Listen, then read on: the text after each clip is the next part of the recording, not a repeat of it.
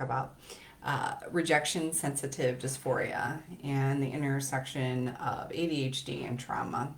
I have another screen over here that has the definition from WebMD. So, first of all, rejection sensitivity dysphoria is not a diagnosis of any kind. And some of the symptoms are being people pleasers, meaning putting other people's needs ahead of your own. Maybe you have a strong fawn, feel more embarrassed or self conscious, have low self esteem and self doubt, display sudden outbursts of physical emotions like tears, anger, and sadness. This cause will be very quiet and internal. Engage in negative self talk or intrusive thoughts or negative thinking and rumination. Have difficulty managing reactions. I find it draining to manage relationships, and suddenly can become quiet, moody, or showing signs of depression or anxious feelings. Um, so I wanted to pop on here and tell you a little bit about what my hypothesis is about this um, in regards to trauma. So folks with ADHD, who grow up with ADHD, receive 20,000 more messages as to basically their way in the world is not wrong, or their way in the world is wrong. How they're being and how they are, how just their essence about the world, how they do and think, both explicitly they're told and then implicitly told and feel like their way in the world is wrong, like how they are is wrong. And so essentially which this is a high level of emotional trauma and interpersonal trauma, and which leads to a lot of perfectionism parts too. That's not on the list, but it can lead to perfectionism parts and parts of all of the things that I list. Pre-planning conversations, especially if you're neurodivergent, in a lot of ways, that the way that you show up in the world is not okay. And this is also common with people with trauma histories who are maybe a highly sensitive individual or just a trauma history as well. Certainly that's seen a lot. So I wanted to name what this actually probably is more of interpersonal, relational, emotional trauma. Because folks, like if you're getting throughout your life, if you're getting over 20,000 messages as to your way in the world is wrong, of course you're going to be hypervigilant and thinking about and ruminating and thinking about social interactions. It can lead to like social anxiety and things like that.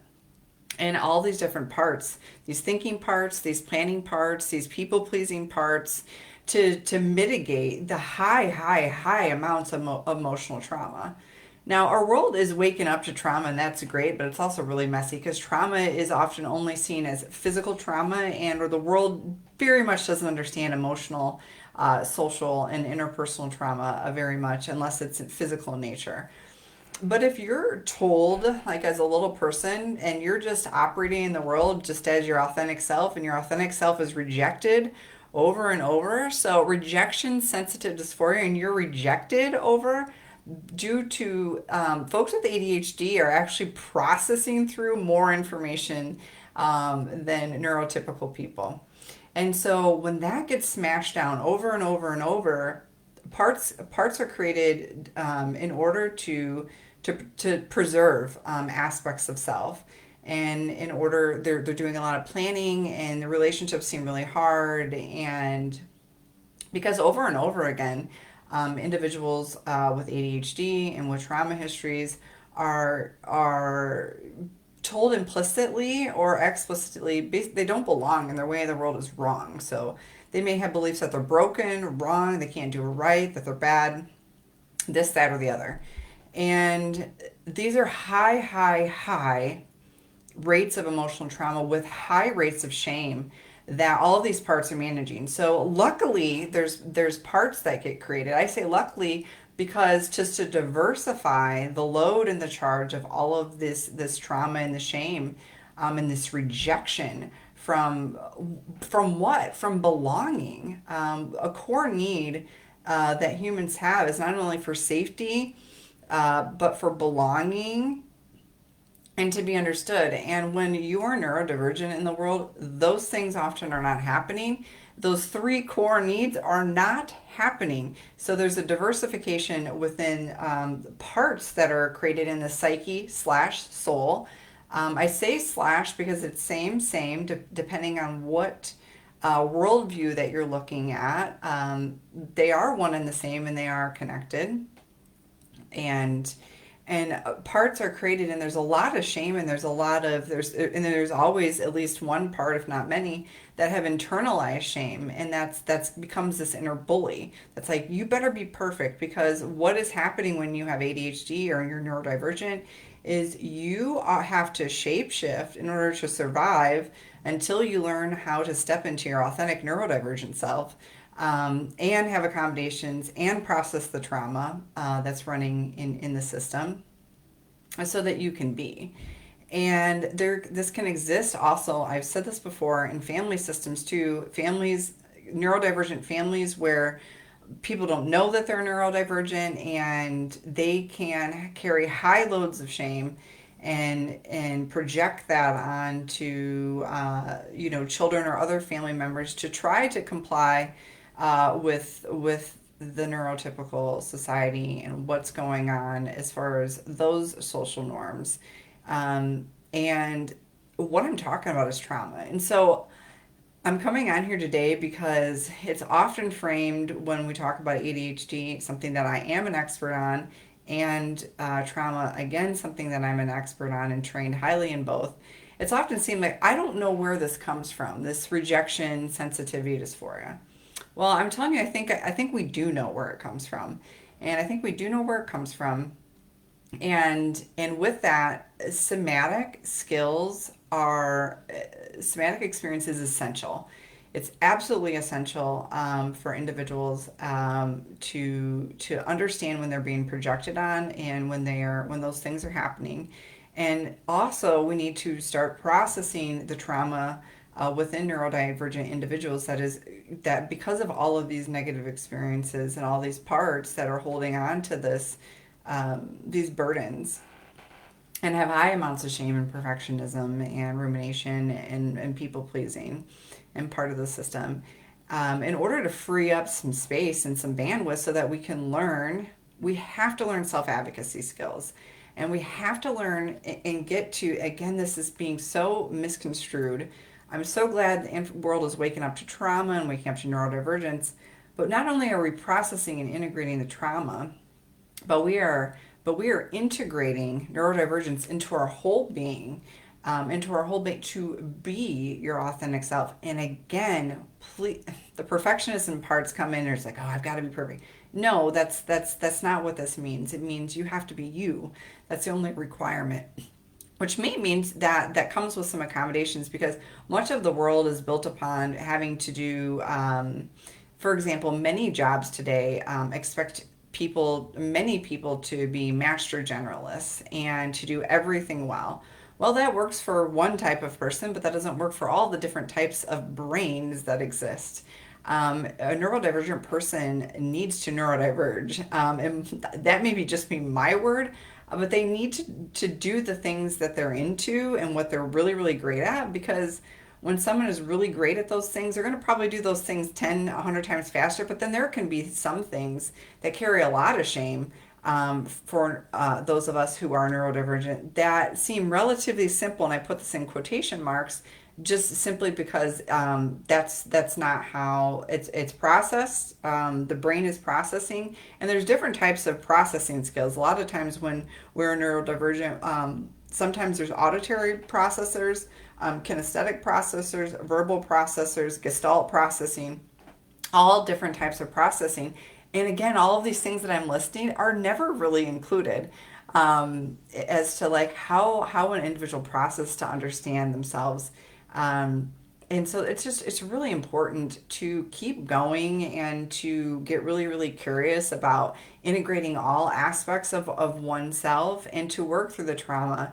And the rejection sensitivity dysphoria, I believe, is due to high rates of emotional, social, interpersonal types of trauma. And I say that because if we start naming these things, that gives us a path forward.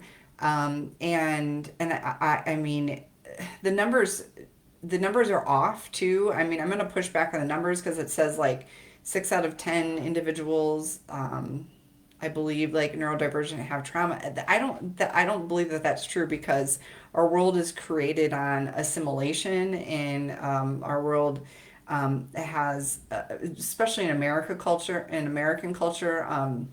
there are certain templates as to this is okay and this is not okay, and definitely even within thought forms, and in ways of being. And when you're neurodivergent, it is all the ways in which you are being, and how you show up.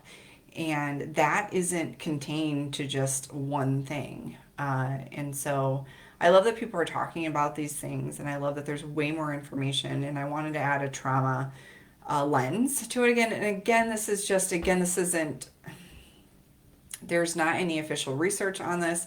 This is coming from the intersection of the work that I do, and I wanted to talk about this today so that we could move forward. And please really start thinking about, working with individuals that aren't trying to that really understand neurodivergence and trauma, and what's going on, because that's going to give you another template rather than trying to conform to neurotypical standards, because there can become a lot of shame in trying to be neurotypical when you are not neurotypical, and so we've got to open up like all of the ways of being, because simply there are almost 9 billion of us, I think, on the planet, and so there's going to be way more than one type of being, and more than one type of neurotype. And then, with ADHD, 2/3 of the time there's more than one.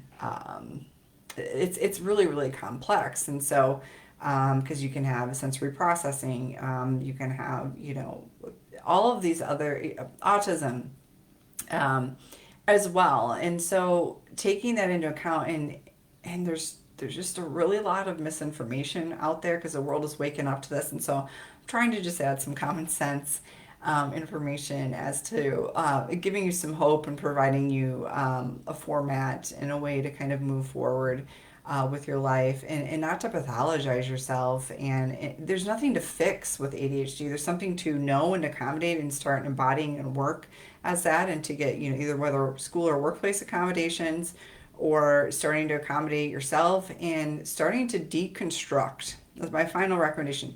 Starting to deconstruct what you think that what a successful blank is, because we have been constantly showed what is a successful mother, business owner, whatever, and those are neurotypical standards, and individuals that maybe don't have trauma histories. But what about what works for you, and how does that look? So starting to deconstruct all of that. And that comes with, again, heaping levels of understanding who you are, who you truly, truly are, and to shut down the noise from what information is kind of coming into your consciousness, and as far as what you believe, um, because neurodivergent individuals have been the individuals that have always brought forward new solutions to society, that have always kept the tribe growing and evolving, have always been innovators, have always been creators, have always been the artists, have always been deeply sensitive, have always been existentially thinking, have always cared about the depth of humanity, that have always thought outside of the box, that have always pushed humanity forward. And those are wonderful, wonderful things. So those are wonderful things. And if you try to put yourself into a box of constructs that ultimately was not made for you, yeah, a lot of suffering is going to happen. And so this is your invitation to start to deconstruct, start to process your trauma, start to understand these parts of yourself that have been created that are carrying some, heavier loads of trauma, and get really curious about that, and starting to work with practitioners that get that, and that are working from of either training or values that are aligned with your understanding of yourself. There's a lot of individuals, practitioners that'll put on their profiles neurodivergent affirming. I have chosen not to do that. I've chosen just to personally disclose that I'm a neurodivergent person, and I have worked with neurodivergent people in a helping capacity for over 25 years. And of course, I'm gonna be neurodivergent affirming, but I'm more than that, integrating and understanding the trauma, and have personal lived experience and professional experience as well. And so I wanted to add that about the rejection sensitivity dysphoria, because it's so palpable. Because what's happening is folks are getting into my final thing. What happens in those moments are folks. It's a trauma. It's an emotional and a somatic flashbacks when someone is experiencing rejection sensitivity. What is happening in a system is they're flooded with the remembrance of those 20,000 times, and quite honestly, it's a lot. It's actually a lot more than that. That's like the first, I don't know, 18-year list of life. You learn about this in your 40s, and you do the math, and wow, there's a lot of more negative interactions as to, well, why do you think this way and do this, and why are you so honest and care, and blah blah blah blah blah blah, all these projections that are put on your beautiful brain for feeling and looking at the world in a way that is just so beautiful. and and so it's a somatic flashback, it's an emotional flashback with this rejection sensitivity. That's what's happening over and over and over and over and over and over and over again, because at every turning point it's like, what's wrong with you? I can't even tell you how many times I've heard that, of like, well, why, Sheena, why would you answer that? Why would I answer a question honestly? So yeah, it's hysterical to think about, right? Because it's like, yeah, of course I'm going to answer it honestly, and there's nothing wrong with me answering the question honestly. So hopefully this gives you a little bit of permission and invitation to understand this aspect that's happening within you, and providing a guidepost and permission slip for you to kind of move forward in the world a little bit more authentically. That's why I make these videos. I care so much, and I'm just providing some. I want to cut through some of the noise with some common sense information from an integrative somatic trauma practitioner who happens to be a lifelong neurodivergent person. Thank you so much. Bye bye.